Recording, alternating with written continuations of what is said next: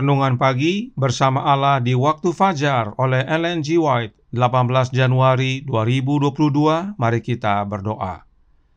Bapa kami yang di sorga, Allah pencipta langit dan bumi, laut dan segala isinya, Allah yang maha besar, maha kuasa, sumber segalanya, yang kami sembah selalu melalui anak-Mu yang tunggal, Yesus Kristus. Terpujilah Yesus, anak Allah yang maha tinggi, yang adalah penebus, penolong, penghibur, pengantara kami.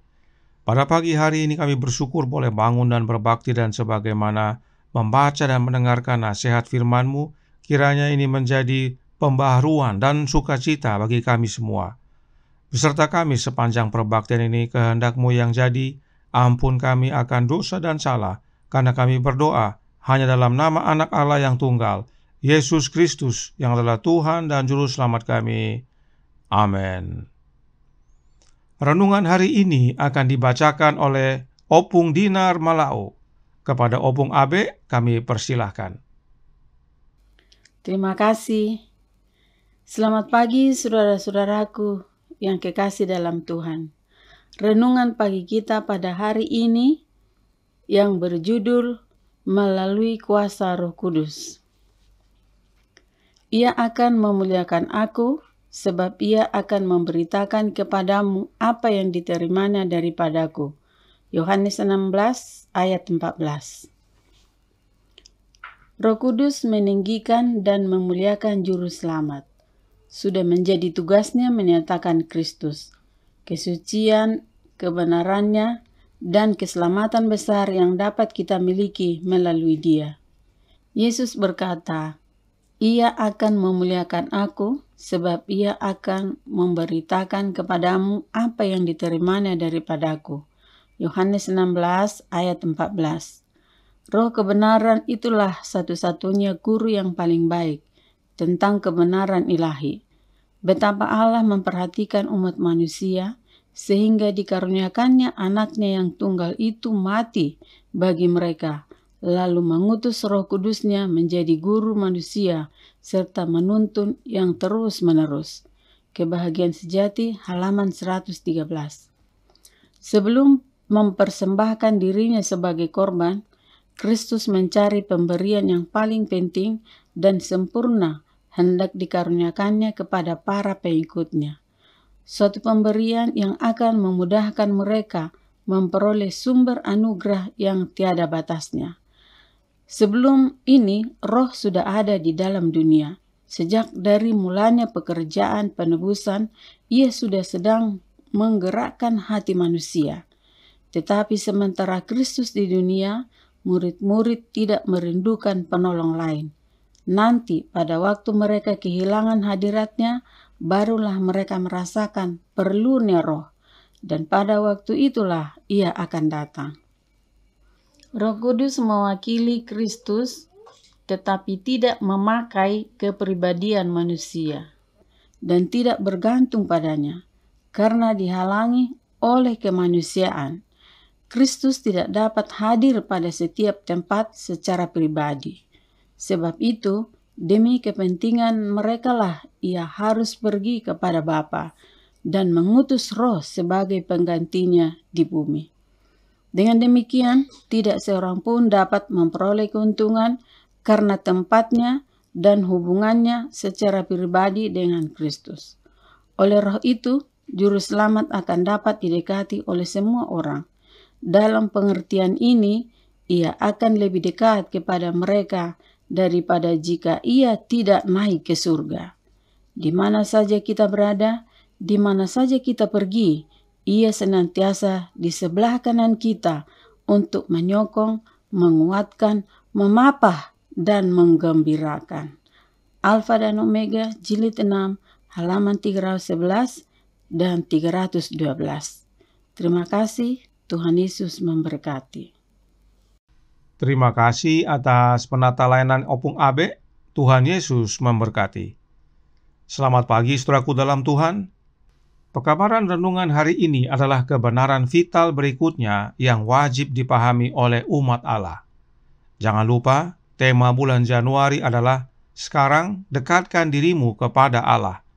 Dan sejak tanggal 1 Januari sampai tanggal 17 Januari kemarin, Allah yang dimaksudkan adalah Allah Bapa. Itulah yang dinyatakan oleh Alkitab dan Roh Nubuat. Lalu apa hubungannya Allah Bapa dengan Roh Kudus? Sebagaimana tema pada hari ini, yaitu melalui kuasa Roh Kudus. Saya yakin melalui renungan hari ini, Gereja Advent yang sekarang ini hendak mengajarkan tentang Allah Trinitas, di mana salah satunya adalah Allah Roh Kudus. Sebab renungan hari ini berkata, Roh Kudus meninggikan dan memuliakan Juru Selamat. Lalu dijelaskan bahwa Roh Kudus itu mewakili Kristus. Pernyataan-pernyataan ini membuat Roh Kudus itu terkesan oknum yang lain yang berbeda dari Bapa dan Anaknya. Apakah benar demikian? Mari kita selidiki, sebab Roh Nubuat menjelaskan dirinya sendiri. Dan karena kebenaran vital ini penting sekali, itu sebabnya penjelasannya akan sedikit lebih panjang dari biasanya. Oleh karena itu, mohon waktunya. Pertama, dikatakan bahwa Roh Kudus itu meninggikan dan memuliakan Yesus. Terkesan Roh Kudus itu adalah oknum yang lain yang berbeda dari Yesus. Bahkan Yesus sendiri berkata dalam Yohanes 16 ayat 14, Ia akan memuliakan aku, sebab ia akan memberitakan kepadamu apa yang diterimanya daripadaku. Tentang ayat ini Roh Nubuat berkata dalam Kerinduan Segala Zaman, buku kedua, halaman 314, paragraf pertama. Tentang Roh Kudus, Yesus berkata, Ia akan memuliakan aku. Juru Selamat datang untuk memuliakan Bapa dengan menunjukkan kasih-Nya. Demikian juga Roh harus memuliakan Kristus oleh menyatakan rahmat-Nya kepada dunia. Peta Allah harus ditunjukkan kembali dalam manusia. Kehormatan Allah, kehormatan Kristus termasuk dalam kesempurnaan tabiat umat-Nya. Kita sudah pelajari bahwa Roh Kudus yang dicurahkan pada hari Pentakosta adalah Roh Kristus. Namun, jika Roh Kudus tersebut adalah Roh Kristus, lalu mengapa Roh Kristus itu memuliakan Kristus? Bukankah itu sama dengan memuliakan diri sendiri? Karenanya, jika Roh Kudus adalah Roh Kristus, apakah yang dimaksudkan dengan Roh Kudus memuliakan Yesus? Perhatikan kalimat yang menyatakan, Juru Selamat datang untuk memuliakan Bapa dengan menunjukkan kasih-Nya. Yesus memuliakan Bapanya dengan perbuatan kasih-Nya. Kemudian perhatikan kalimat yang ditandai warna biru muda. Dikatakan, Roh harus memuliakan Kristus oleh menyatakan rahmat-Nya atau kasih karunia-Nya. Kepada siapa? Kepada dunia. Bagaimana caranya kasih karunia Kristus dinyatakan kepada dunia? Perhatikan kalimat yang ditandai warna hijau. Peta Allah harus ditunjukkan kembali dalam manusia. Apakah peta Allah itu? Karakternya, yaitu khususnya kesempurnaan karakter untuk umat-umat-Nya. Dengan memiliki kesempurnaan karakter itulah kita menghormati Allah, menghormati Kristus. Inilah caranya kasih karunia dinyatakan kepada dunia, bahwa kita telah diubahkan oleh Roh-Nya Kristus. Oleh sebab itu, saudaraku dalam Tuhan, melalui kesempurnaan karakter kitalah Roh Kudus yang adalah Roh Kristus memuliakan Yesus. Sebab inilah pekerjaan Roh Kristus tersebut dalam hidup kita, yaitu mengerjakan kesempurnaan karakter. Kedua, Yesus berkata bahwa Roh Kudus akan memberitakan apa yang diterimanya dari Yesus. Renungan hari ini berkata dalam Bersama Allah di Waktu Fajar halaman 33 paragraf pertama. Roh kebenaran itulah satu-satunya guru yang paling baik tentang kebenaran ilahi. Roh Kudus disebut juga Roh kebenaran. Siapakah Roh kebenaran itu? Roh Nubuat menjawab dalam Manuskrip Releases volume 2 halaman 337 paragraf pertama. Yesus datang kepada Anda sebagai Roh kebenaran. Pelajari pikiran Roh, konsultasikan dengan Tuhanmu, ikuti jalannya. Jelas, dikatakan Yesus yang datang kepada kita sebagai Roh kebenaran. Maka Roh kebenaran itu adalah Yesus itu sendiri. Sebab memang Yesuslah Sang kebenaran. Jika saudara masih bimbang tentang siapa guru kita satu-satunya, mari kita baca dalam Bapa Kita Peduli halaman 342 paragraf pertama. Dikatakan, martabat Kristus sebagai guru ilahi tingkatannya lebih tinggi dari martabat para imam dan para penguasa. Dalam kalimat ini dinyatakan bahwa Kristuslah guru ilahi. Dan Yesus berkata dalam Testimonies for the Church volume 7 halaman 159 paragraf pertama, Guru ilahi mengatakan, Rohku sendiri yang kompeten untuk mengajar dan menginsafkan akan dosa. Yesus yang adalah guru ilahi berkata, Rohku sendiri yang kompeten untuk mengajar. Artinya, hanya Roh Kristuslah yang kompeten untuk mengajar kita. Hanya satu roh yang kompeten untuk mengajar umat-umatnya, yaitu rohnya Kristus yang kudus. Roh Kristus itulah roh kebenaran. Itu sebabnya dalam paragraf pertama renungan hari ini dikatakan, bersama Allah di waktu fajar halaman 33 paragraf pertama. Betapa Allah memperhatikan umat manusia, sehingga dikaruniakannya anaknya yang tunggal itu mati bagi mereka, lalu mengutus Roh Kudusnya menjadi guru manusia, serta penuntun yang terus-menerus. Roh Kudus siapakah yang dimaksudkan dalam kalimat ini? Roh Kudusnya Kristus, yaitu rohnya anak Allah. Roh Kristuslah yang diutus Allah Bapa untuk menjadi guru kita. Sebab itu, Kristus datang sebagai roh kebenaran, karena rohnya Kristuslah yang kompeten untuk mengajar. Ketiga, renungan hari ini berkata dalam Bersama Allah di waktu fajar halaman 33 paragraf 3 berbunyi, Roh Kudus mewakili Kristus, tetapi tidak memakai kepribadian manusia dan tidak bergantung padanya. Berdasarkan kutipan ini, Gereja Advent yang sekarang ini mengajarkan bahwa Roh Kudus itu adalah oknum yang berbeda dari Kristus yang disebut Allah Roh Kudus. Apakah benar demikian? Mari kita ikuti penjelasan Roh Nubuat, sebab Roh Nubuat menjelaskan dirinya sendiri. Jangan suka nongkrong di satu kutipan saja. Nah, paragraf 2 dan 3 dari renungan hari ini dikutip dari buku Alfa dan Omega jilid 6 atau buku Kerinduan Segala Zaman buku kedua bab 73 dengan judul Janganlah Gelisah Hatimu. Saya menghimbau saudara sekalian untuk baca bab 73 tersebut seluruhnya, dan saudara akan menemukan bahwa roh yang dimaksudkan bukanlah oknum yang lain, tetapi roh Kristus. Berikut cuplikannya. Kerinduan Segala Zaman buku kedua halaman 319 paragraf 1 berkata, hubungan antara carang dengan pokok anggur, katanya, melambangkan hubungan dengan aku yang kamu harus pelihara. Jadi, hubungan antara ranting-ranting dengan pokok anggur yang benar adalah melambangkan hubungan kita dengan Yesus yang harus kita pelihara. Bagaimana caranya ini kita pelihara? Masih dalam buku yang sama dan bab 73, Roh Nubuat menjelaskan. Kerinduan Segala Zaman buku kedua halaman 320 paragraf 1. Hendaklah kamu tetap di dalam aku dan aku juga di dalam kamu. Tinggal di dalam Kristus berarti selalu menerima rohnya. Suatu kehidupan penyerahan yang tidak terbatas kepada pekerjaannya. Inilah caranya untuk hubungan kita dengan Yesus tetap terpelihara, yaitu dengan tinggal di dalam Yesus dan Yesus di dalam kita. Dan itu dengan cara selalu menerima rohnya, yaitu roh Kristus. Itu sebabnya masih dalam bab 73, Yesus berkata, Kerinduan Segala Zaman, buku kedua, halaman 319, paragraf 2. Tanpa aku, kamu tidak dapat mengalahkan satu dosa atau melawan satu pencobaan. Tidak heran Roh Nubuat katakan kita harus terhubung dengan Kristus, yang adalah pokok anggur yang benar, dengan cara menerima rohnya Kristus terus-menerus. Roh Kristus itulah Roh Kudus yang mewakili Kristus, tetapi tidak memakai kepribadian manusia.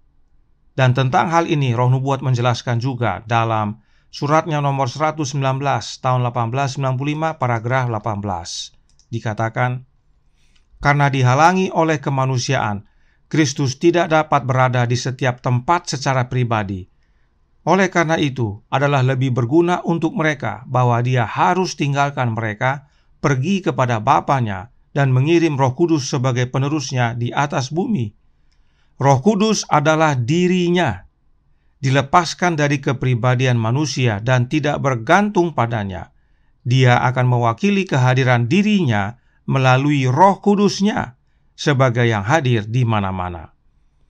Kutipan ini penting diketahui dan dipahami oleh setiap umat Gereja Masih Advent hari ke-7 yang sekarang ini, khususnya yang masih percaya tulisan Roh Nubuat.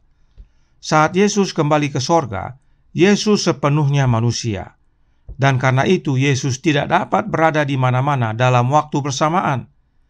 Karenanya Yesus berkata kepada murid-muridnya bahwa lebih baik dia kembali ke sorga supaya dia dimuliakan, dan pada saat Yesus dimuliakan, maka saat itu Yesus curahkan atau utus Roh Kudus sebagai penerusnya di dunia ini. Siapakah Roh Kudus itu?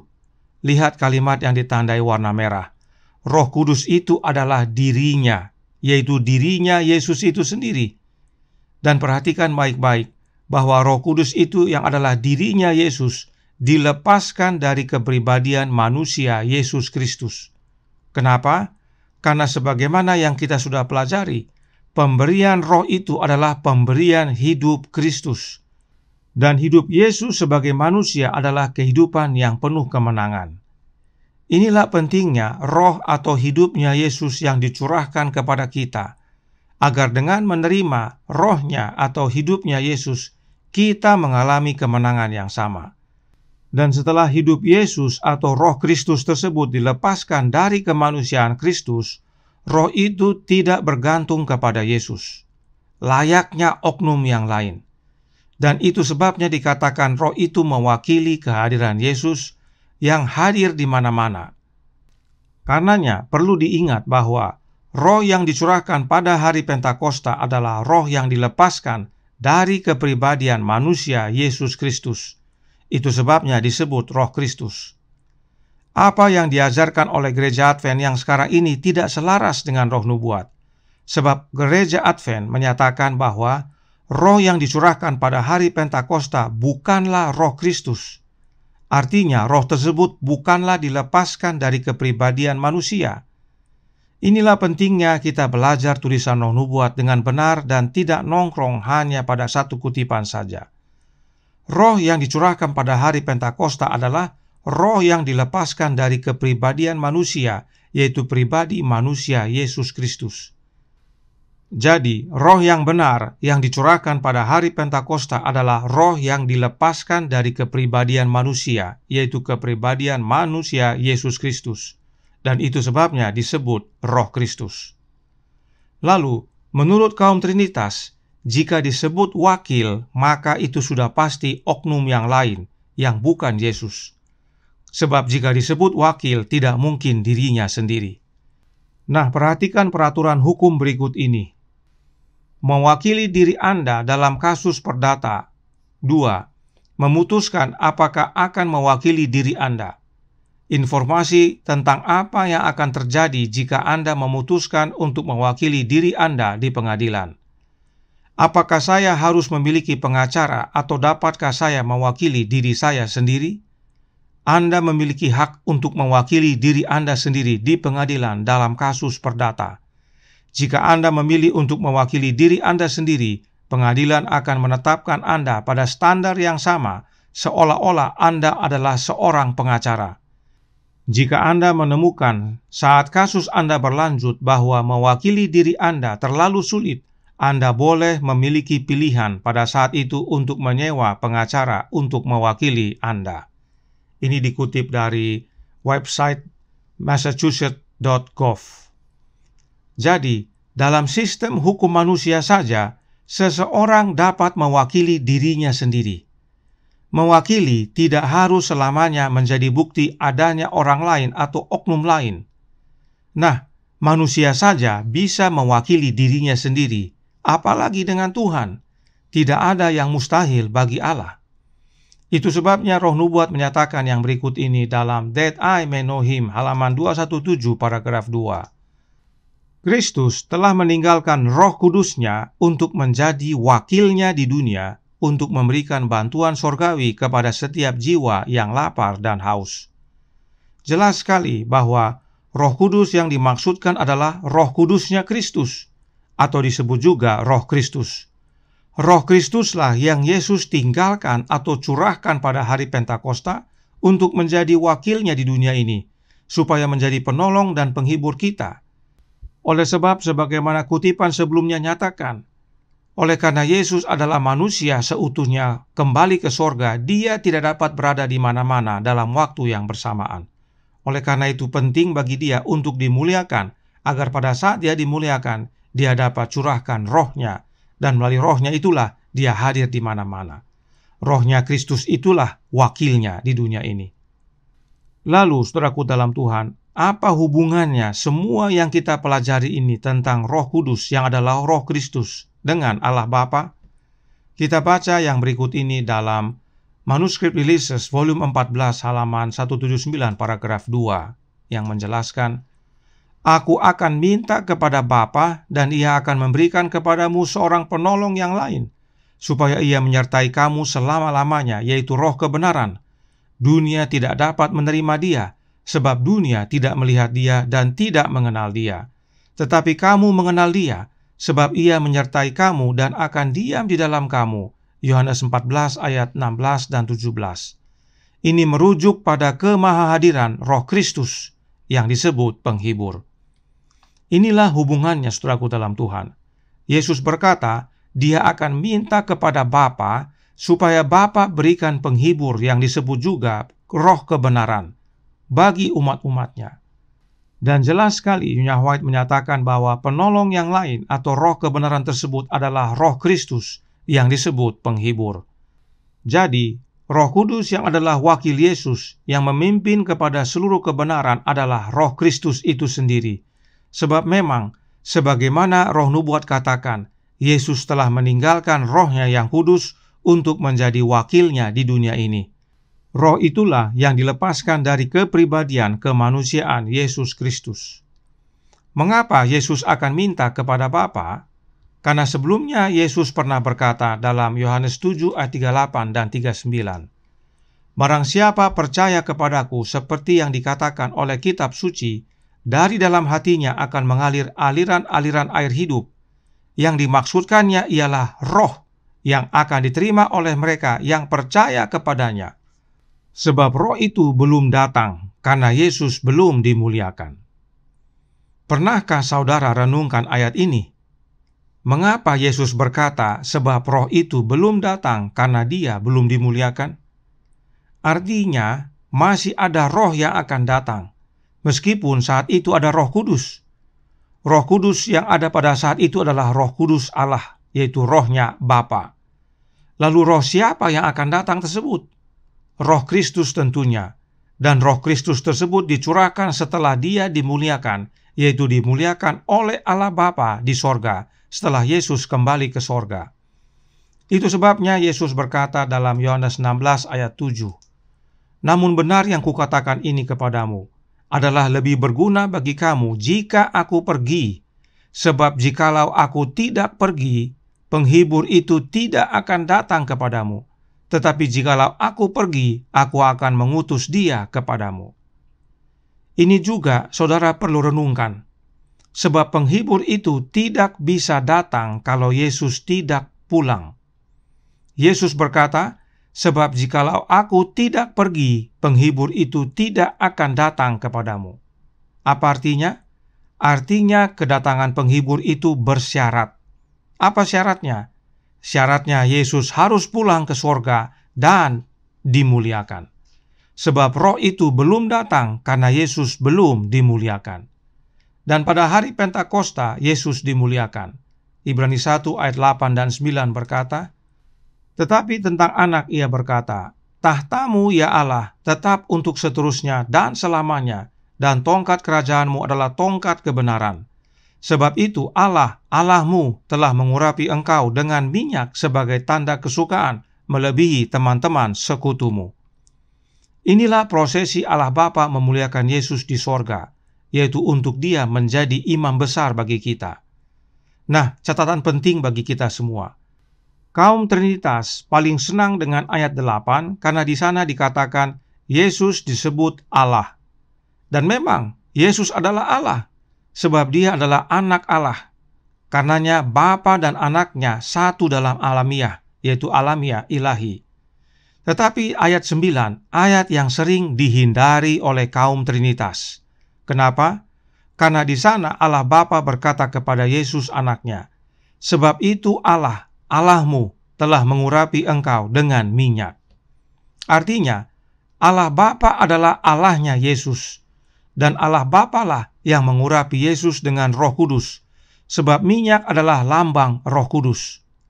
Allah Bapa lah yang muliakan Yesus dengan pengurapan Roh Kudus. Itu sebabnya Petrus berkata pada hari Pentakosta, Kisah 2 ayat 32 dan 33, Yesus inilah yang dibangkitkan Allah, dan tentang hal itu kami semua adalah saksi. Dan sesudah ia ditinggikan oleh tangan kanan Allah dan menerima Roh Kudus yang dijanjikan itu, maka dicurahkannya apa yang kamu lihat dan dengar di sini. Ditinggikan artinya dimuliakan, dan saat Yesus dimuliakan, dia menerima Roh Kudus yang adalah minyak dari Bapanya. Lalu kemudian Yesus curahkan kepada umat-umatnya. Ini semua terjadi pada hari Pentakosta. Inilah kegenapan dari perkataan Yesus dalam Yohanes 7 ayat 38 dan 39 tadi. Roh akhirnya sudah datang, karena Yesus akhirnya sudah dimuliakan. Dan itu semua karena Allah Bapa. Itu sebabnya Yesus minta kepada Bapanya dan bahkan doakan, yaitu yang terdapat dalam Yohanes pasal 17. Karenanya Roh Nubuat menasihatkan dalam manuskrip 1 tahun 1903 paragraf 13 berbunyi, "Biarlah mereka mempelajari Yohanes pasal 17 dan belajar bagaimana berdoa dan bagaimana menghidupkan doa Kristus. Dialah Sang Penghibur. Dia akan tinggal di dalam hati mereka, membuat sukacita mereka penuh." Jelas, saudaraku dalam Tuhan, penghibur itu adalah Yesus Kristus itu sendiri, melalui kehadiran Roh-Nya dalam hati kita. Roh Kristus inilah Roh Kudus yang Bapa karuniakan kepada kita, agar kita dapat menang sebagaimana Kristus menang. Melalui Roh-Nya inilah Kristus menyertai kita sampai kesudahan, yaitu dengan tinggal di dalam hati kita. Inilah kebenaran yang memerdekakan. Maukah Anda menerimanya? Tuhan memberkati. Saya bawa dalam nama Yesus. Amin. Mari kita berdoa. Bapa kami yang di sorga, Allah pencipta langit dan bumi, laut dan segala isinya, Allah yang maha besar, maha kuasa, sumber segalanya, yang kami sembah selalu melalui anak-Mu yang tunggal, Yesus Kristus. Terima kasih atas kebenaran yang memerdekakan ini, yang patut dan wajib diketahui oleh umat Allah, agar hidup mereka juga dimerdekakan. Mereka mengenal roh siapa yang tinggal dalam hati mereka, yaitu roh anak Allah, sebab roh anak Allah lah yang Bapa utus ke dalam hati kami masing-masing. Karenanya tolong kami ya Bapa, curahkan roh anak-Mu dalam hati ini, ubahkan hidup kami ya Yesus, beserta kami sampai pada kesudahan, hingga pada akhirnya Kau datang menjemput kami semua. Beserta kami sepanjang hari ini, kehendak-Mu yang jadi, ampun kami akan dosa dan salah, karena kami berdoa hanya dalam nama anak Allah yang tunggal, Yesus Kristus, yang adalah Tuhan dan Juru Selamat kami. Amin.